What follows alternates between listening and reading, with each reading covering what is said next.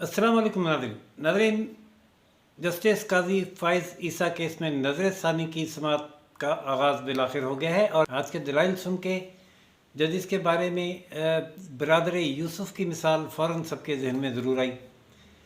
क्या supreme judicial council justice Qazi Faez ईसा के साथ करती रही और क्या उनके अपने साथ केस के फ़ैसले के बाद हुआ? ये जजेस ने जो फ़ैसला दिया सरीना ईसा का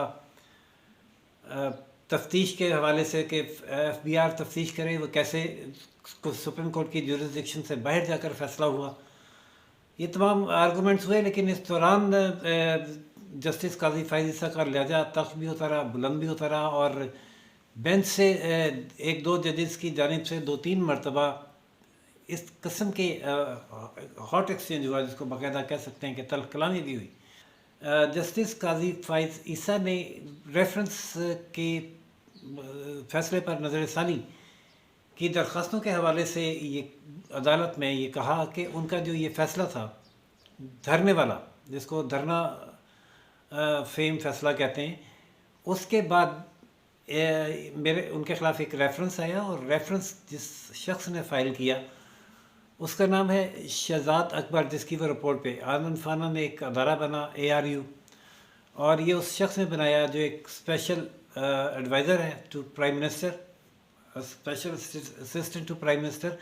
जस्टिस काजी फ़ाइज़ ईसा थोड़े जज्बाती हुए और ज़ाती तौर पर अटैक उन्होंने किया कि ये शख्स पॉलिटिकल पार्टी का वर्कर है, तहरीक इंसाफ का, और 8,000 की तनख्वाह पर नैब में भर्ती हुआ था, जो इस लेवल तक जिसको रेज़ किया गया।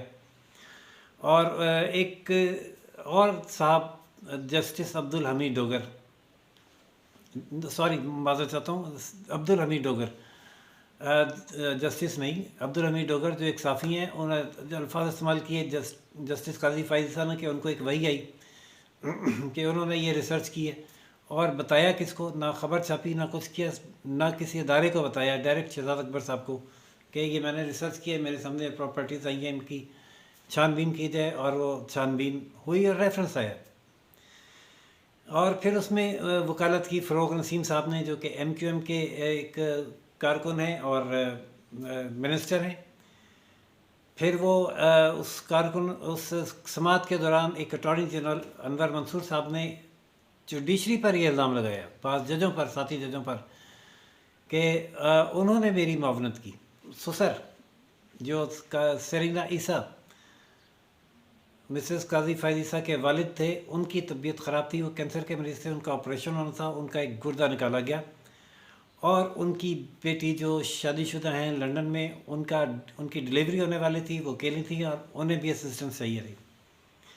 तो फैमिली इंगेजमेंट्स की वजह से उन्होंने 1 महीने की छुट्टी ली थी और सुप्रीम जुडिशल कौंसिल ने कोई और केस नहीं सुना, लेकिन वो केस जस्टिस काजी फ़ाइज़ ईसा वाला रेफरेंस उन दिनों में समाअत के लिए मुकर्रर किया, ये सोच के कि ये जस्टिस काजी फ़ाइज़ ईसा साहब जवाब नहीं दे पाएंगे। यहाँ पे वो मिसाल सामने आई कि सुप्रीम जुडिशल कौंसिल सीनियर तरीन साथी जजेस पर मुश्तमिल होती है, चीफ जस्टिस, 2 सीनियर मोस्ट जजेस और 2 सीनियर हाई कोर्ट के जजेस पर। वो अपने एक साथी जज के साथ ये रवैया अख्तियार कर रही है। ये तो वो बरादर यूसुफ वाली बात है, जो बहाने से ले गए थे और ले जाके अपने भाई को, जिन्होंने कुएं में फेंक दिया था।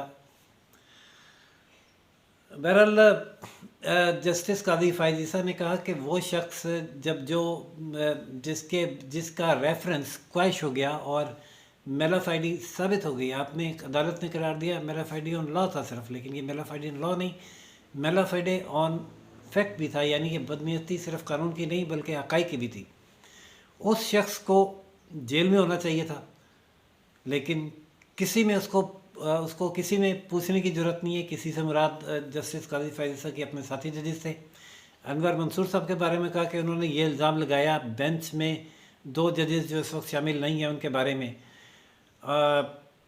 कि उन्होंने मेरी मुआवनत की, जिस पर उन्हें जेल जाना चाहिए था, लेकिन कुछ उनके ख़िलाफ़ कोई कार्रवाई नहीं, जिस पर जस्टिस उमर अता बंदयाल ने कहा कि जनाब वो फिर उसकी, जब हमने उसका पूरा नोटिस भी लिया और उनसे कहा कि या तो वो प्रूफ लाएं या कॉन्सिक्वेंसेस फेस करें, तो उन्होंने वो उस अपने ओहदे से उन्हें जाना पड़ा।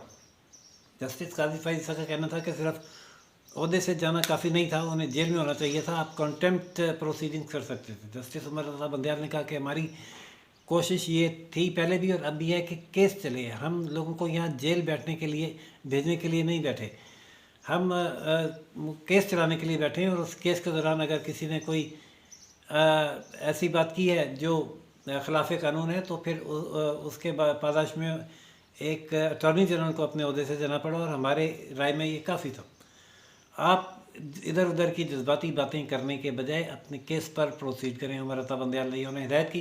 काजी फायज़ ईसा ने कहा कि वो फैसला, जब धरना केस का फैसला उन्होंने दिया तो जिस शख्सियत के बारे में वो फैसला था, यानी वो रिजवी खादिम हुसैन रिजवी साहब जो अब इस दुनिया में नहीं रहे, उन्होंने जब वो हयात भी थे तो रिव्यू फाइल नहीं किया, लेकिन उनके अलावा बाकी सारी प्रॉक्सीज ने नज़र षानी की दरख्वास्त दायर कर दी, जिसमें अटॉर्नी जनरल भी शामिल है, जिसमें PTI भी शामिल है, जिसमें वजारत कानून भी शामिल है, जिसमें शहजाद अकबर साहब भी शामिल हैं। उन सब ने नज़र षानी की दरख्वास्त दायर की।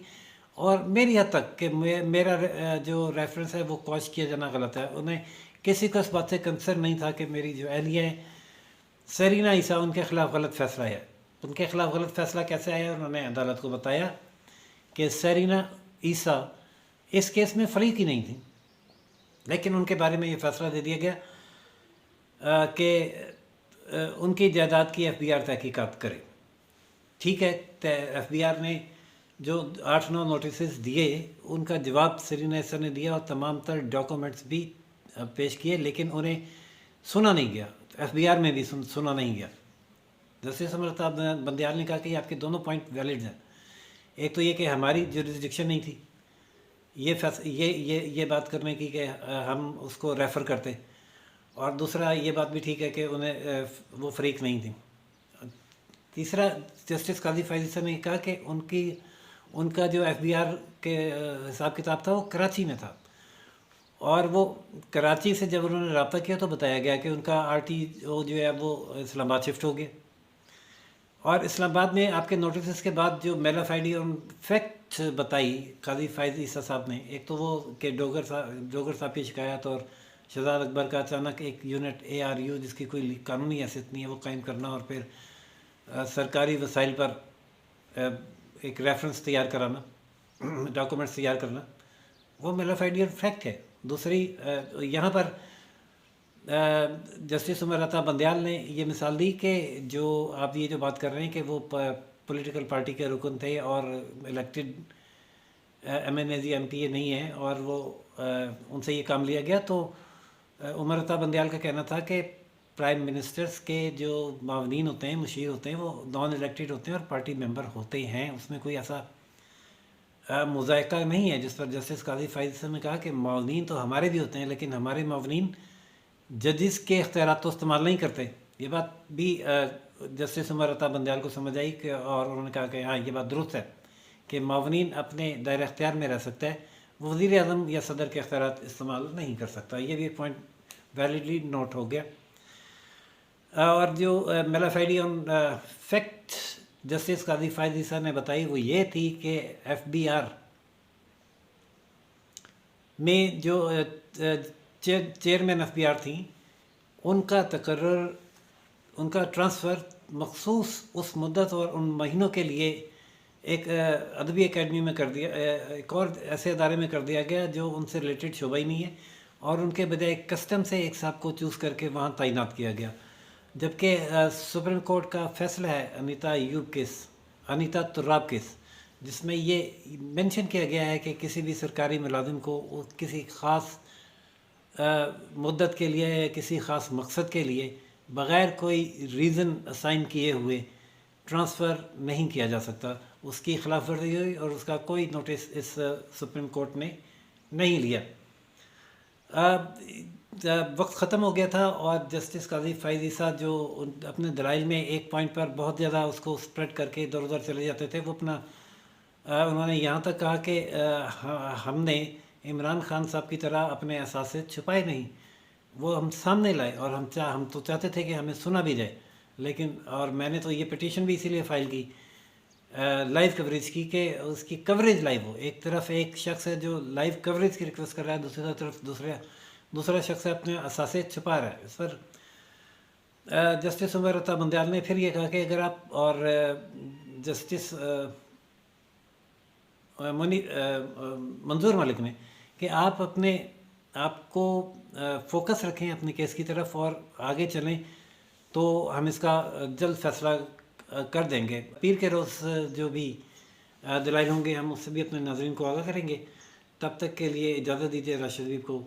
रोशन पाकिस्तान न्यूज़ से रोशन पाकिस्तान न्यूज़ लाइक, सब्सक्राइब और शेयर करना ना भूलिएगा। अल्लाह हाफ़िज़।